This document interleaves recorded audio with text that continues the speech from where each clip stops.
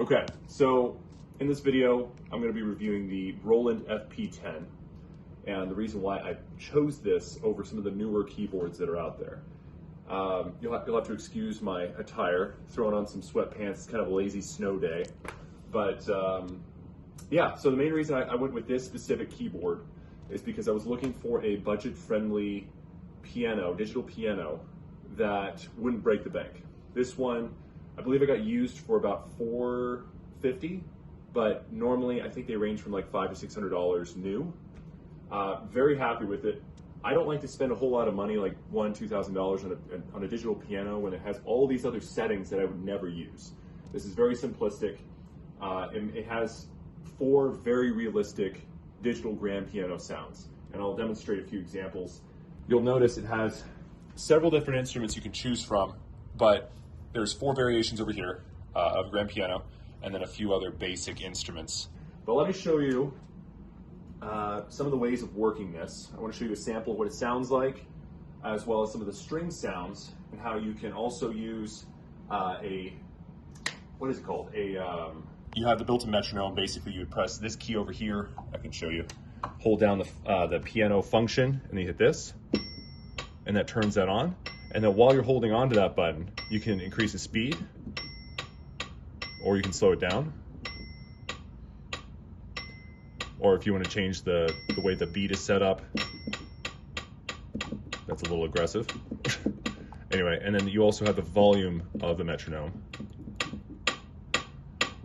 We'll go ahead and turn that off. And remember, whenever you're making an adjustment to like switching instruments or the metronome or the speed of anything, you always hold down the function and then hit whatever key is appropriate to the text that's shown on the side here.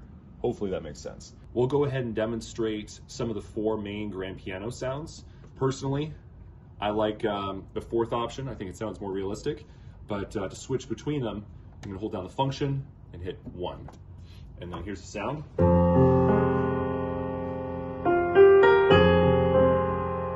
Here's piano 2. And these are gonna sound very similar.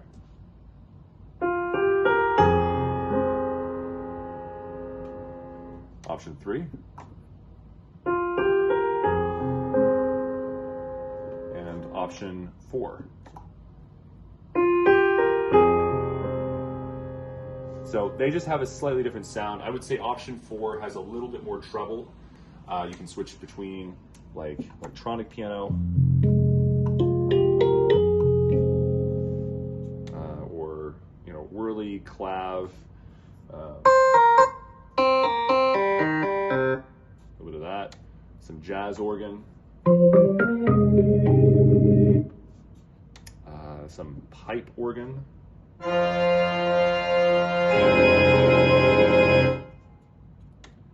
Some jazz scat. I don't even know what that means. And then also strings. This is one of my favorites.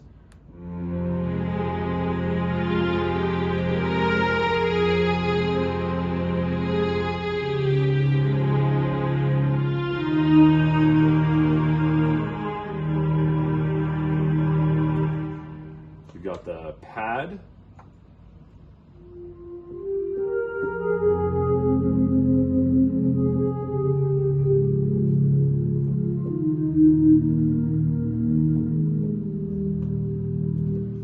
Choir.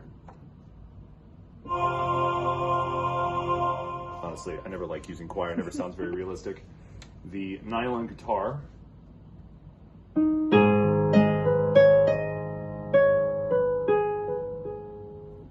And the last one, which is the bass plus cymbal.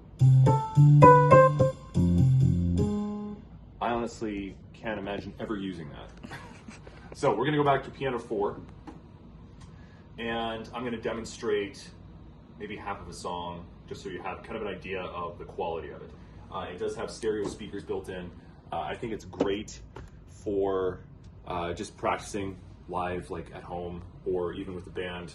I wouldn't expect this to be good for like a concert setting, maybe for a smaller cafe style thing, where even if you crank up the volume, that's about as loud as you can get. So yeah, just be aware of that. If you want to be able to plug in like an additional speaker, I believe you can do that in the back. You would just need the proper adapters for the cables. Let's go ahead and play a song, and we'll finish up with that. This is Piano 4.